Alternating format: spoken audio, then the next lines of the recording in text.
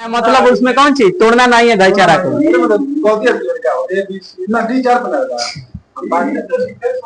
बताइए पीछे बताइए कि जो मौलिक कर्तव्य है, मौलिक कर्तव्यों को अपनाने के लिए कौन सी समिति सिफारिश की थी? कब? 76। कब? 1976। बताइएगा। कल एक क्वेश्चन नहीं बताए थे, लेकिन बताइएगा कि मौलिक कर्तव्यों को प्रभावी बनाने के लिए, हाँ, मौलिक कर्तव्यों को प्रभावी बनाने के लिए किस समिति ने मैंने ज्यादा जोर दिया था?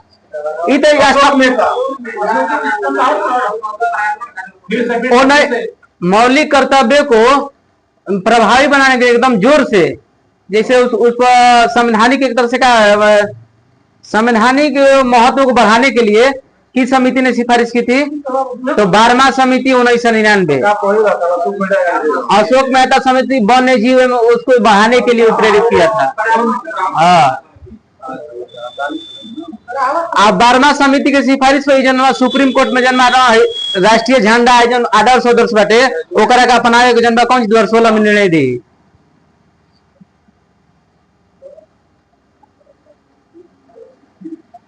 पीछे बताइए जो कलम लगा है मुंह में, आप ही बताइए कि 51 क के तहत मौलिक कर्तव्य 11 नंबर क्या था?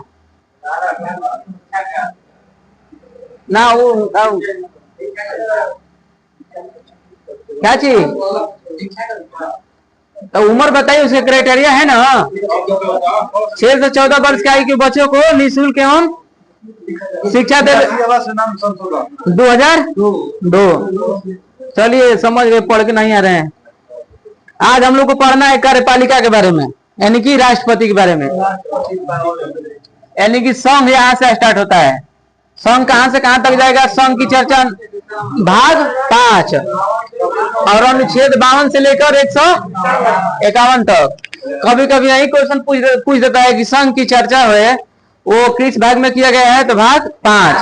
और अनुच्छेद की बात कहेगा तो 52 से लेकर 151 तक। तो संघ में जो है 3 चीजों के बारे में पढ़ना है कि इसमें राष्ट्रपति माने संघ के अंदर में 3-4 चीज आते हैं। एक राष्ट्रपति आएंगे, उपराष्ट्रपति आएंगे, उसके बाद प्रधानमंत्री एवं उनके मंत्री परिषद और प्लस में महान्यायवादी। कार्यपालिका संघ के अंदर जो कार्यपालिका होता है, हाँ, कार्यपालिका का जो निर्माण हुआ है ना, बेसिकली 3 से 4 चीजों से हुआ है। एक होता है राष्ट्रपति, हाँ दिया है 12वां समिति, तो उसमें भी दिया है, तो सब इसी में से उसमें छाप दिया है। तो और कौन सी?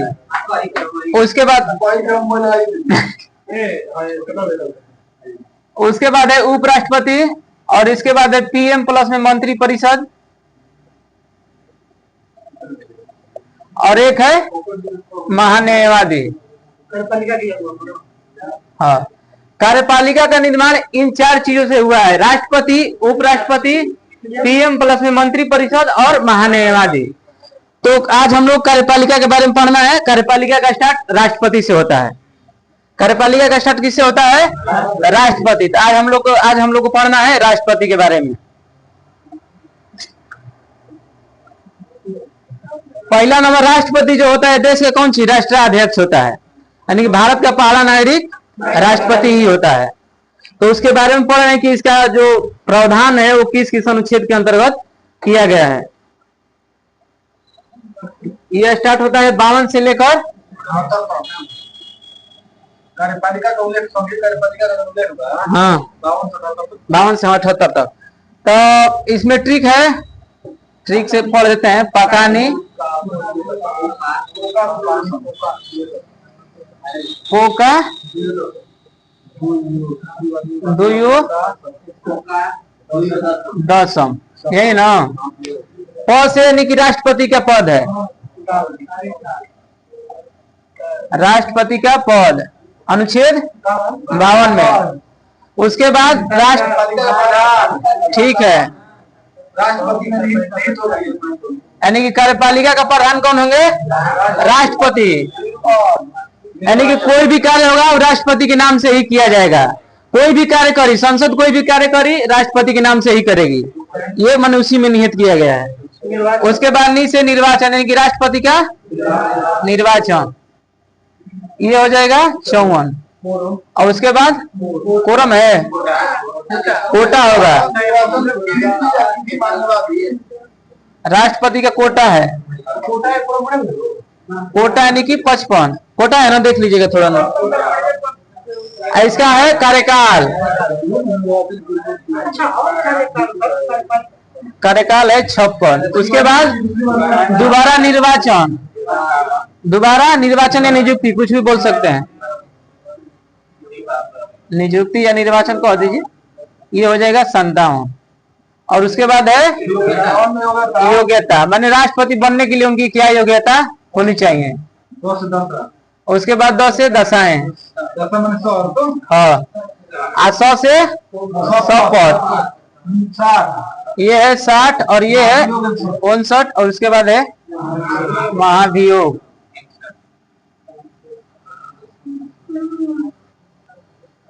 तो राष्ट्रपति को कौन सी ये एक ट्रिक बताया गया है कि राष्ट्रपति को आप कैसे याद कीजिएगा अनुच्छेद के तहत। तो ये पकानिको का 2 पद से क्या है, तो राष्ट्रपति की पद की चर्चा अनुच्छेद 52 में किया गया है। दूसरा का है का से यानी कि राष्ट्रपति का, राष्ट्रपति जो है कार्यपालिका कौन, कार्यपालिका जो है राष्ट्रपति में निहित होगी, अनुच्छेद 53। नी से निर्वाचन, राष्ट्रपति का निर्वाचन अनुच्छेद 54 के तहत किया जाता है। उसके बाद राष्ट्रपति का कोटा, माने जो उसका कोटा एक निर्धारित किया जाता है, आगे पढ़ेंगे उसमें क्या होता है कोटा में। तो कोटा का जो अनुच्छेद है वो 55 है। उसके बाद कार्यकाल यानी राष्ट्रपति का कार्यकाल जो है अनुच्छेद 56 के तहत है, वो दोबारा नियुक्ति या दोबारा उनका निर्वाचन हो सकता है, अनुच्छेद 57। और ये उसकी योग्यता, माने उनके योग्यता क्या है, 58, अनुच्छेद 58। और 10 से दशाएं, माने वो राष्ट्रपति बनने के लिए उनके क्या क्या दशाएं चाहिए, तो अनुच्छेद 59। और 100 से शपथ 60 और 9 से महाभियोग 61। बने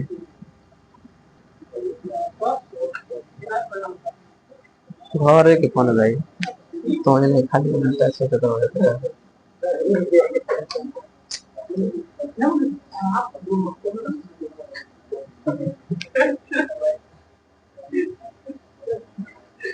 अनुच्छेद 52 पढ़ रहे, इसमें क्या दिया है, भारतीय संविधान द्वारा अनुच्छेद 52 के माध्यम से राष्ट्रपति के पद, संविधान के भाग 4 का अनुच्छेद 52 से लेकर 78 तक राष्ट्रपति की चर्चा जो है बेसिकली 52 से लेकर 78 ना, प्रधानमंत्री। अच्छा हाँ, संघ है, संघीय है, हाँ ये संघ की चर्चा यहाँ से लेकिन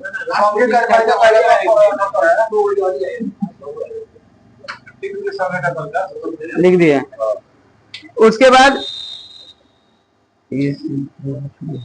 53 पढ़ना है। 53 के बारे में क्या, कार्यपालिका यानी जो जितना भी देश में काम होगा वो राष्ट्रपति के नाम से किया जाएगा, बस अनुच्छेद 53 के तहत। हाँ, नाम से साइन मर्च राष्ट्रपति के नाम से हुई।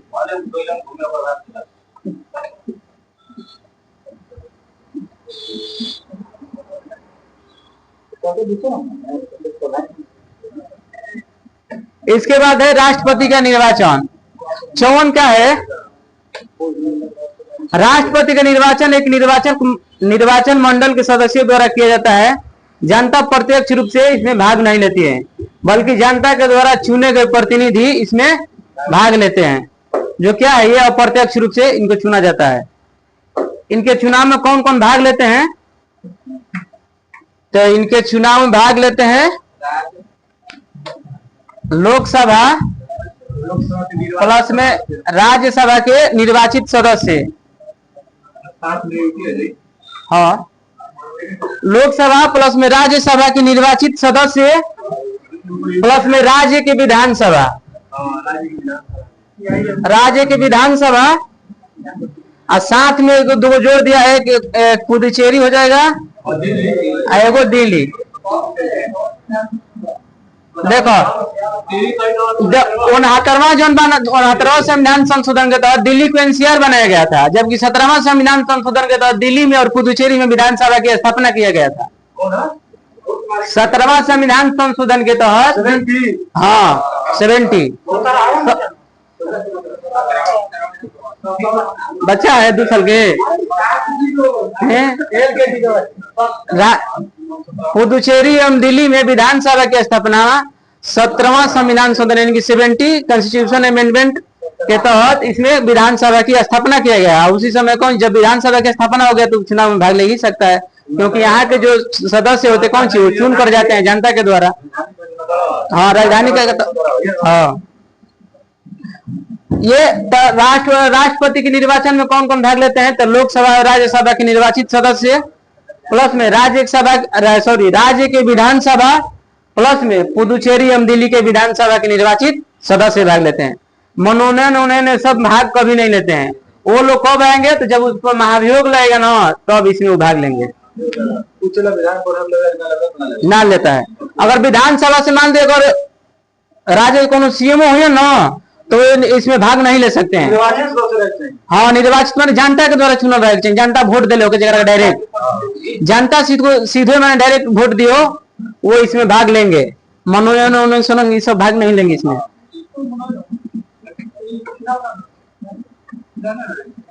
इसे पढ़ देते हैं सामान्य मनोनीत सदस्य कौन कौन होते हैं, संसद के दोनों सदनों को मनोनीत सदस्य भाग नहीं लेते हैं। उसके बाद राज्य विधानसभा के मनोनीत सदस्य जो राज्यसभा, राज्य विधानसभा में जो मनोनीत होला वो भाग ना लेना। प्लस में राज्य विधान परिषद जहाँ द्विसदनीय विधायिका बा, विधायिका के मामले में निर्वाचित एवं मनोनीत सदस्य भाग ना लेना। ओकरा बाद बाटे दिल्ली एवं पुदुचेरी विधानसभा के मनोनीत सदस्य भी भाग नहीं लेते हैं, मान जेकर मनोनीत बा वो भाग ना ले। और किसी सभा के विघटन की स्थिति में उस सभा के सदस्य भी भाग नहीं लेते हैं। उसके बाद पढ़ना है राष्ट्रपति के अनुच्छेद 55। हाँ निर्वाचन की रीति है, इसको कोटा लिख दिया गया जी, वही है। राष्ट्रपति के निर्वाचन में विभिन्न राज्यों का प्रतिनिधित्व समान रूप से होना चाहिए। संघ एवं राज्यों में समानता भी होनी चाहिए, इसलिए संसद एवं राज्य विधान सभाओं के प्रत्येक सदस्य के मतों की संख्या माने बराबर तय की गई। बराबर कामना हिसाब से तय की कोई सोचत हो कि मान देने की बिहार में हाथना सीट बा, कोनो कहीं 40 से 50 बा, तो का कहल ना कि एगो विधायक के मत निकाले के होला का होला कि टोटल जनसंख्या में ओकर से भाग होते जाला मय के रेशियो लोग बराबर आ जाला। आगे पढ़ा रुको ना दे। हाँ इसमें देखा जाए कि एगो जन विधायक के मत कैसे निकलेला, ओकर वैल्यू तो राज्य की कुल जनसंख्या लेला, राज्य की कुल जनसंख्या बटे में राज्य विधानसभा में निर्वाचित कुल सदस्य। मानते नहीं बिहार में टोटल को सीट बा, हाँ 243 है। उसके बाद क्या राज्य की कुल जनसंख्या कितना होगा, 12 करोड़ की 13 करोड़ है, 13 करोड़। अगर इसमें आप गुणा करके अगर 1000 से गुणा, 1/में 1000 से गुणा कीजिएगा ना तो वो माने एक विधायक का वैल्यू निकलेगा, माने एगो विधायक के वोट कितना माने मत के बराबर होगा। हाँ माने ये जनसंख्या के ऊपर डिपेंड करता है। हाँ 1000 से भाग होगा, हाँ 1000 से भाग होगा। संसद के प्रत्येक सदन के निर्वाचित सदस्यों के मतों की संख्या सभी राज्यों के विधायकों के मतों के मूल्य को संसद के कुल सदस्य संख्या से भाग देने को प्राप्त होता है। अब ये संसद के कैसे वैल्यू निकलला, संसद एगो संसद के वोट के वैल्यू कितना होला तो वो निकलेला नहीं भाई वैल्यू एगो वोटा जिसे हमने को सुने ना राष्ट्रपति अभी उपराष्ट्रपति चुनाव भइल तो सुना जी को लाख ले वोट में होला है, तो कैसे होला ये वोटवा के निकाला जाले तब लाख में जाला ना वैल्यू बाटे। विधायकों की मतों की संख्या है, जब विधायक टोटल का होगा देश में विधायकों के मतों का कुल मूल्य बटा में संसद के निर्वाचित सदस्यों कुल संख्या मैंने संसद टोटल का होगा देश में तो 543 बना ना 543 इंटू एक में गुणा नहीं करेगा बस माने हतना जितना विधायक बन ओकरा से संसद में 543 से भाग दे दो ओकर एगो वैल्यू एगो संसद के वोट के वैल्यू निकली। एकरा से जन बाटे एगो विधायक के वोट के वैल्यू निकली, एकरा से जबकि बात एगो संसद के वोट के वैल्यू निकली। ओकरा बाद यही में एगो कोटा के चर्चा कर, यही में कोटा जैसे कोटा का एक मतलब एक निर्धारित कर दिया, जैसे मान रहे हैं कि अभी हमको जैसे हमने गणपूर्ति सुनने बन जाए, गणपूर्ति समझिए एक तरह से कोटा ही है। मानते हैं कि हम लोग यहाँ पर क्लास चलाते हैं, यहाँ पर नियम पारित कर देंगे हम लोग कि जब तक जनसंख्या मान लेते हैं कि 12 उपस्थिति नहीं होती है तब तक क्लास नहीं चलेगा। तो क्या हुआ, ये कोटा हुआ, अगर इस कोटा के अंतर्गत मैंने कम होता है तो क्लास नहीं चलेगा, अगर ये अधिक हो गया तो चलेगा। कोटा करने का मतलब एक फिक्स संख्या को निर्धारित कर दिया गया है कि इतना अगर रहेगा तो भी ये इलिजिबल होगा क्लास, ना तो उसके बाद नहीं होगा। तो कोटा कैसे निकलता है, तो कुल वैल्यू, कुल वैध मत, कुल वैध मत बटा में कुल पद प्लस में 1। हाँ, एक में एक जोड़ दिया जला। एक बाद एक चुनाव जन बाटे एकल संक्रमणीय पद्धति द्वारा होला। इसका जो चुनाव होता है एकल संक्रमणीय पद्धति के द्वारा। एकल संक्रमणीय पद्धति के द्वारा मतलब का एक मतलब है कि मैं जितना भी कैंडिडेट खड़ा होकर, इसमें जितने भी कैंडिडेट खड़ा रहेंगे उसमें आपको बारी बारी से सबको वोट देना है। हाँ, अब इसमें सीक्वेंस हो जाता है, मान लेते हैं कि कोई 3 कैंडिडेट है, ए हुआ, बी हुआ, सी हुआ। मान लेते हैं कि आप संसद के सदस्य हैं, चाहे विधानसभा के सदस्य हैं, तो आप अगर जाइएगा वोट देना तो आपको तीनों उम्मीदवारों को वोट देना है। ये नहीं कि आप एक ही उम्मीदवार को वोट देकर निकल जाइएगा। हाँ, अब उसमें सीक्वेंस क्या जाता है कि आप पहले क्रम पहले प्रायोरिटी किसको रखते हैं। मानते हैं आप गए, आप पहले इसको दिए, उसके बाद 2 नंबर बी वाले को दिए और 3rd वाले पर सी को दिए। कोई दूसरा कैंडिडेट गया, वो उसको लगा कि नहीं बी वाला मेरा कैंडिडेट अच्छा है, तो उसको ये 1 दे देगा, इसमें मान ए वाला को 2 दे देगा और इसको 3 दे देगा। माने आप प्रायोरिटी के अनुसार आप किसको अच्छा पसंद करते हैं उसके अनुसार अपना वोट दीजिए। प्लस में इसी में आप क्वेश्चन ये भी उठ सकता है कि माने चुनाव में निर्णय कैसे निकलता है, कौन जीता। तो पहले देखा जाता है ना कि इसमें फर्स्ट प्रेफरेंस में कितने लोगों ने मैंने इनको वोट दिया है। तो फर्स्ट प्रेफरेंस पर देखा जाए कि मानते हैं, एक दो एग्जाम्पल दे रहे हैं। जैसे मानते हैं ये कोई और कैंडिडेट गया, वो ए वाले को वोट दिया, इसके बाद इसको 3 दे दिया और इसके बाद इसको 2 दे दिया। तो अब इस अगर मानते हैं इतना ही कैंडिडेट है, मान लेते हैं समझाने के लिए, तो ए वाले को प्रेफरेंस कहा ज्यादा मिला है ना, तब ये वाला इसको जीत घोषित कर दिया जाएगा। आज जो सबसे कम वोट मिला है ना सी वाले को, यानी कि 3rd नंबर पर दिया गया, तो इसका वोटर को जोड़कर इसमें जोड़ दिया जाता है। एकल संक्रमणीय पद्धति का मतलब होता है कि आप सबको आपको वोट देना है, बस आप ये डिसाइड कर लीजिए कि आपके हिसाब से कौन आपका कैंडिडेट अच्छा है। तो ये मानते हैं कोई कैंडिडेट गया वो ए वाले को चूज किया, कोई दूसरा गया वो बी वाले को चूज किया, कोई तीसरा गया सी वाले को चूज किया। उसके बाद कोई मानते नहीं बोलो न अखिलेश यादव, तुम मानते बी कैंडिडेट बढ़िया लगल हुई, तो क्या कर रहा विपक्ष अपन कैंडिडेट के वोट देला, साथ पक्ष अपन कैंडिडेट के वोट देला। तो ओकर एक मान देनी भाई बी ओकरा के ए वाला के 2 दे देला, ओकरा के बी के 1 दे देला, ओकरा के 3 दे देला। तो मैंने कहे के मतलब है कि जौन प्रथम जनगणना में एकरे कहल जाला, हाँ एकरा कहल जाला कि प्रथम हाँ ना, जैसे होला ना द्वितीय पद्धति की जनगणना, तो एकरा के कहल जाला प्रथम के कहल जाला। माने प्रथम में अगर जीत हार मिल गया, प्रथम चरण में अगर जीत हार मिल गया तो इसको कहने कि प्रथम चरण में ही कैंडिडेट का निर्णय हो गया कि कौन जीता और कौन हारा। अगर मानते हैं यहाँ पर कोई और कैंडिडेट आ जाता है, यहाँ पर 2 हो जाता है, तो दोनों बराबर हो गया ना। अब फिर अभी द्वितीय चरण में देखा जाएगा कि इसमें किसको मैंने पहले रखा गया है। तो अगर इसमें देखा जाएगा जो पहले आएगा उसको मैंने द्वितीय चरण, मैंने इसको द्वितीय चरण की गणना कहेंगे, और द्वितीय चरण की गणना में जो जीतेगा उसको जीते घोषित कर दिया जाएगा। द्वितीय चरण की गणना अभी तक शायद एक बार हुआ है बीबी गिरी के समय, उनके समय में ये वाला जब सीक्वेंस बराबर हो गया था तो इस समय में ये वाला देखा गया, तो इसमें बीबी गिरी जीत गए थे। हाँ, ऐसे हमनियों के सिलेक्शन जब होला तो नंबर सेम हो जाला, तो कौन सी डेट ऑफ बर्थ ना तो नेम देखा जाता है कि आपका अल्फाबेट के अनुसार किस क्रम में आता है, तो वही द्वितीय चरण की गणना होती है। उसके बाद पढ़ना है हम लोग को राष्ट्रपति की पदावधि। हाँ, एक और इसी भी जानकारी दे देता है कि राष्ट्रपति संबंधित जितना भी विवाद होगा, राष्ट्रपति के संबंधित जितना भी विवाद होगा, अगर चुनाव संबंधित होगा तो सीधे कहां जाएगा, सुप्रीम कोर्ट में जाएगा। इसमें बोल रहा है कि उच्चतम न्यायालय द्वारा किसी व्यक्ति की राष्ट्रपति के रूप में नियुक्ति को अवैध घोषित किया जाता है तो उच्चतम न्यायालय की घोषणा से पूर्व उसके द्वारा किए गए अवैध नहीं माने। राष्ट्रपति जब तक पद पर बाणन आज जितना भी काम कर ले वो काम अवैध नहीं माना जाएगा। क्यों नहीं माना जाएगा? क्योंकि राष्ट्रपति कौन से मुखौटा होते हैं, काम तो संसद ही करता है। कोई भी काम करता है तो कौन सी नियम से होता है। राष्ट्रपति अवैध हो चाहे अवैध ना हो भाई, वो तो बस साइन के लिए ना है। आप इसको संविधान संसद के तहत जाता है, पूरा प्रोसेस होके जाता है, तो बस वो साइन करते हैं। तो इनके द्वारा जितना भी कार्य किया होगा वो अवैध नहीं होगा, यानी कि वैलिड होगा।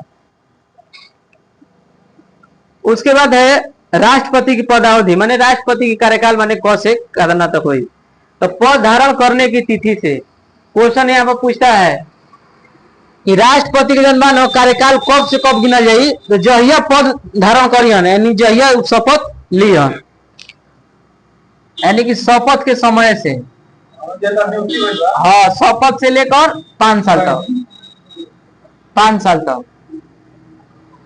तो इनका जन्म कार्यकाल शपथ से लेके 5 साल कार्यकाल तक, मैंने जिस दिन ये शपथ लिया है चाहे जिस दिन ये पद को धारण किए है, हाँ इस सबके लगभग होता है। हाँ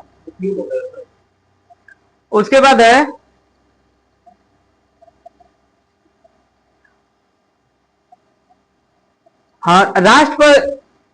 राष्ट्रपति अपनी पदावधि में किसी भी समय अपना त्याग पत्र उपराष्ट्रपति को दे सकते हैं।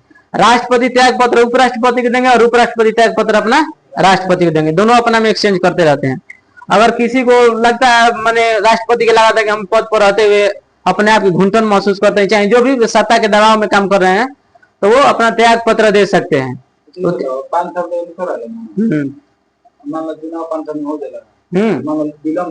विलम्ब होगा तो राष्ट्रपति तब तक बताओ धनी, राष्ट्रपति उस पद पर तब तक बने रहेंगे जब तक अगला राष्ट्रपति नहीं आ जाता। उसके बाद है वही वह बता रहे हैं, इसी में है राष्ट्रपति का पद रिक्त होने की स्थिति में तब तक वो अपना उत्तरदायित्व निभाएगा जब तक उसका उत्तराधिकारी राष्ट्रपति का पद ग्रहण न कर ले, यानी कि 5 वर्ष के कार्यकाल के उपरांत भी अगर 5 वर्ष से अधिक भी हो जाता है, अगर अगला राष्ट्रपति नहीं किया हो तब तक ये अपने का पद पर बने रहेंगे। ये किसमें कहा गया था? अनुच्छेद 56 में ही कहा गया है ना, इसमें एबीसीडी नहीं है। पुनर्निर्वाचन के लिए पात्रता, यानी कि राष्ट्रपति जो है दोबारा निर्वाचन या नियुक्ति उनका हो सकता है, जबकि ऐसा जो है अमेरिका के राष्ट्रपति के साथ नहीं है, वो 2 बार से अधिक नहीं बन सकते हैं। तो 57 में क्या है कि भारत का राष्ट्रपति 1 बार से कोई बार भी राष्ट्रपति बन सकते हैं। अमेरिका के राष्ट्रपति 2 बार से अधिक निर्वाचित नहीं हो सकते हैं। और राष्ट्रपति के चुनाव की जो अधिसूचना है वो कौन जारी करता है? चुनाव आयोग, ठीक है, निर्वाचन आयोग, चुनाव आयोग। उसके बाद आगे पढ़ना है अनुच्छेद 58, राष्ट्रपति के लिए आहारताएं, शपथ एवं आहारताएं, शपथ, आहारताएं, ठीक बा, आहारताएं योग्यता सब एक ही कहा जाला। कोई व्यक्ति राष्ट्रपति तभी निर्वाचित होगा जब वह भारत का पहला नंबर नागरिक हो, भारत का पहला क्या हो? नागरिक हो, 35 वर्ष की आयु पूर्ण कर चुका हो, यानी कि 35 वर्ष से कम होगा वो राष्ट्रपति के पद के लिए एलिजिबल नहीं होगा, यानी कि 35 वर्ष आयु कौन सी पूर्ण कर लिया हो। तीसरा है कि लोकसभा का सदस्य निर्वाचित होने की योग्यता रखता हो, अरे जब 35 वर्ष के पार कर दिया तो लोकसभा का सदस्य तो ऐसा बन सकता है, बस वो जितना होगा उसको। संघ सरकार या राज्य सरकार या स्थानीय प्राधिकरण में किसी सार्वजनिक प्राधिकरण के लाभ के पद पर न हो, माने कौन राज्य सरकार चाहे केंद्र में कौन सी लाभ के पद पर न हो। ऐसे संविधान में सरकारी पद का उल्लेख नहीं किया गया है, लेकिन कुछ मामलों में अनुच्छेद 100 आगे दिया होगा, देखें तो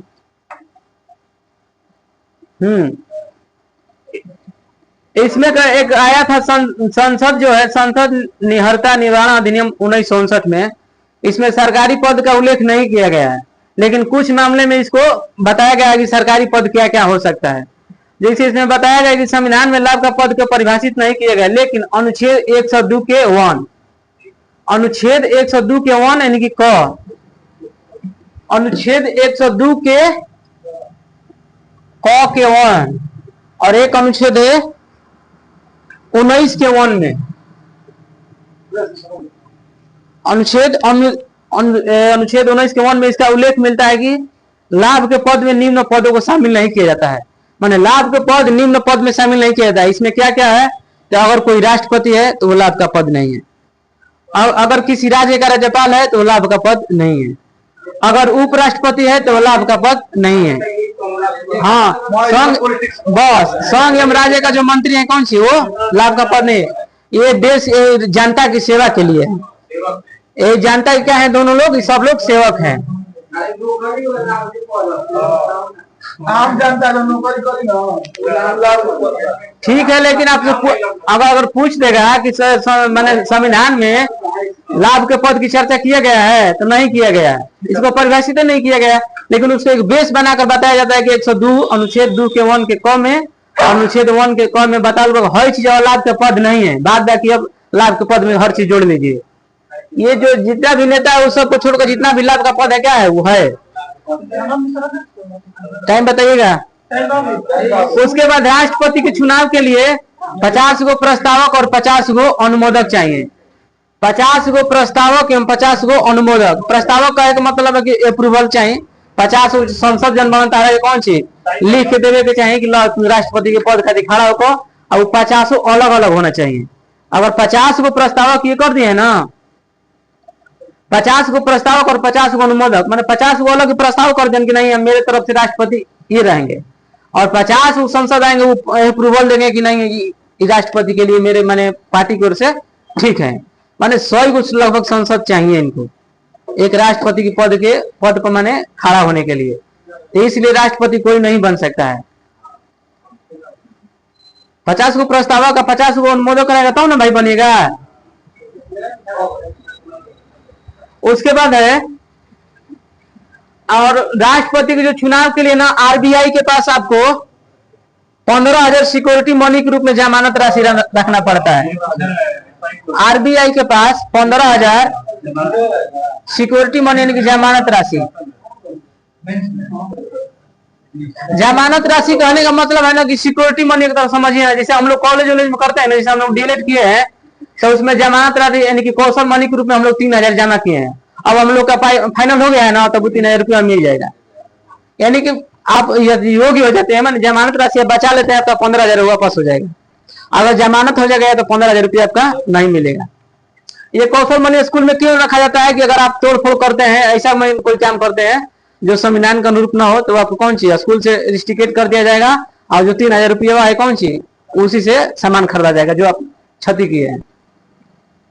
जैसे आईटीआई में 1,000 मिलता है, 500 मिलता है, वहां पर 1,000 जमा करते हैं सिक्योरिटी मनी के रूप में और 500 रुपया मिल जाता है। तो वही अगर राष्ट्रपति के चुनाव में आरबीआई के पास आपको 15,000 रुपया रखना पड़ता है जमानत राशि के रूप में। अगर आप जमानत राशि बचा लेते हैं, जमानत जब्त होने से बचा लेते हैं तो आपको 15,000 वापस हो जाएगा। अगर नहीं बचा पाते हैं तो 15,000 आरबीआई के पास जमा रहेगा। उसके बाद है यदि उम्मीदवार कुल डाले गए वोटों का, हाँ अब जमानत राशि आपका कब होगा, हाँ यदि टोटल वोट डाला गया है उसका अगर आप 1/6 नहीं प्राप्त कर दें तो आपका जमानत राशि जब्त हो जाएगा। हाँ जमानत राशि जब्त मैंने आपका 15,000 वापस नहीं होगा। तो आने का मतलब अगर टोटल 60 को वोट डाला गया, अगर 1/6 उसका अगर 10 आप वोट नहीं प्राप्त करते हैं तो आपका जमानत राशि जब्त हो जाएगा। अगर 11 प्राप्त कर देते जमानत राशि जब्त नहीं होगा। उसके बाद है शर्त अनुच्छेद 59। अनुच्छेद 59 उच्चतम न्यायालय के मुख्य न्यायाधीश द्वारा राष्ट्रपति के पद की शपथ दिलाई जाती है। माने राष्ट्रपति के जन बाटे शपथ के दिलाया सुप्रीम कोर्ट के मुख्य न्यायाधीश CJI chief justice of India, यानी कि राष्ट्रपति के जन शपथ के दिलाया तो chief justice of India. Time 5 minute होगा तो बताइएगा, पूछेंगे 3 मिनट है, ठीक है यहीं पर छोड़ देते हैं। अब बताइएगा, इसको रिवीजन करा दे रहे हैं। हम लोग स्टार्ट किए हैं राष्ट्रपति। कार्यपालिका का निर्माण बेसिकली 4 चीजों से हुआ है। एक है राष्ट्रपति, उपराष्ट्रपति, पीएम प्लस में मंत्री परिषद, और एक है महान्यायवादी। उसके बाद हम लोग पढ़े कि राष्ट्रपति की चर्चा किस किस अनुच्छेद से किया गया है। तो पहला राष्ट्रपति का एक पद होगा अनुच्छेद 52। उसके बाद है कि राष्ट्रपति कार्यपालिका का प्रधान होगा 53। उसके बाद है नीति निर्वाचन, राष्ट्रपति के निर्वाचन अनुच्छेद 54। उसके राष्ट्रपति के निर्वाचन में कौन कौन भाग लेंगे, तो लोकसभा प्लस में राज्यसभा के निर्वाचित सदस्य प्लस में राज्य के विधानसभा प्लस में पुदुचेरी एवं दिल्ली के विधानसभा के निर्वाचित सदस्य भाग लेंगे। उसके बाद हम लोग पढ़े हैं माने यानी कि राष्ट्रपति का कोटा। कोटा में क्या अनुच्छेद 55 है। कोटा के तहत क्या है, तो इसी में कहा है कि जमानत राशि की जब्त की जो चर्चा है इसी में कहा गया है, सॉरी, राष्ट्रपति की कोटा जो है 55 में वैध मत, जो वैध मत वाला कौन सी, राष्ट्रपति के कोटा में किया गया अनुच्छेद 55। उसके बाद है राष्ट्रपति का कार्यकाल 56 में है। इसी में कहा गया है कि राष्ट्रपति का कार्यकाल पद धारण से तिथि से लेकर अगले 5 साल तक मैंने उनका कार्यकाल रहेगा, और अगला राष्ट्रपति जब तक नहीं आता है तब तक वो अपने पद पर बने रहेंगे। उसके बाद है दुयो मैंने दोबारा राष्ट्रपति के निर्वाचन, हाँ मैंने कई बार राष्ट्रपति के निर्वाचन हो सकते हैं, वो अनुच्छेद 57 में इसका वर्णन किया गया है। जबकि इसमें प्रतिबंध जो है कि अमेरिका के राष्ट्रपति पर लगाया गया है कि 2 बार से अधिक राष्ट्रपति नहीं बन सकते हैं। अमेरिका में ये प्रतिबंध है, तो 2 बार से अधिक बार आप राष्ट्रपति वहां नहीं बन सकते हैं। और वहां पर ये एक और नियम है कि अमेरिका के राष्ट्रपति आपको बनना है तो आपका जन्म से ही वहां पर नागरिक होना चाहिए। भारत में ऐसा प्रतिबंध नहीं है। भारत में आते हैं जैसे जो पढ़े देशीकरण तो 7 वर्ष रह उसके बाद भी आप भी राष्ट्रपति बनने के माने काबिल हो जाएंगे। लेकिन सबसे बड़ी समस्या जाता है कि 50 गो प्रस्ताव का 50 गो अनुमोदन कहाँ से लाइएगा। तो यही बात है कि किसी पार्टी को ज्वाइन कीजिएगा तभी तो होगा। हाँ, तो उसके बाद दोबारा नियुक्ति हो सकता है, अनुच्छेद 57 है। इसके बाद राष्ट्रपति योग्यता माने राष्ट्रपति योग्यता क्या होगी कि चाहिए, तो भारत का कौन सी 35 वर्ष आयु पूरा कर चुका हो, प्लस में लोकसभा के सदस्य बनने की योग्यता रखता हो, लाभ के पद पर न हो। उसके बाद 10 से दशाएं अनुच्छेद 59 में है। 100 से शपथ पढ़े हैं 60 में, और 9 से महाभियोग आगे पढ़ना है अभी। तो उसके बाद हम लोग पढ़े हैं कि एक विधायक वोट निकालने के लिए क्या होता है, तो टोटल राज्य की जनसंख्या बटा में 243 जितना मैंने सीट बटा मोहन बटा में 1000, और एक संसद के वैल्यू की वोट निकाले खातिर विधायकों के मतों की कुल वैल्यू बटा में संसद इनकी टोटल 543। उसके बाद हम लोग पढ़ेंगे राष्ट्रपति जो है जमानत राशि के रूप में कितना जमा करते हैं आरबीआई के पास, 15,000 तो याद रहता है, लेकिन ये याद रखिएगा कि कहाँ जमा होता है, तो आरबीआई के पास। ये क्वेश्चन पूछा है कि किसके पास जमा होता है, तो आरबीआई के पास होता है। उसके बाद जो जमानत राशि बचाने के लिए राष्ट्रपति को कितना वोट हासिल करना होता है, तो 1 बटा में 6। उसके बाद हम लोग पढ़े हैं कि राष्ट्रपति का जो चुनाव होता है वो एकल संक्रमण पद्धति के द्वारा, यह स्टेटमेंट में इसके रूप में पूछता है कि राष्ट्रपति का जो चुनाव होता है वो एकल संक्रमणीय पद्धति के द्वारा होता है। उसके बाद तो सब पढ़ ही लिए हम लोग। चलिए ठीक है, क्लास एकदम सही टाइम तो मेरा खत्म हुआ है।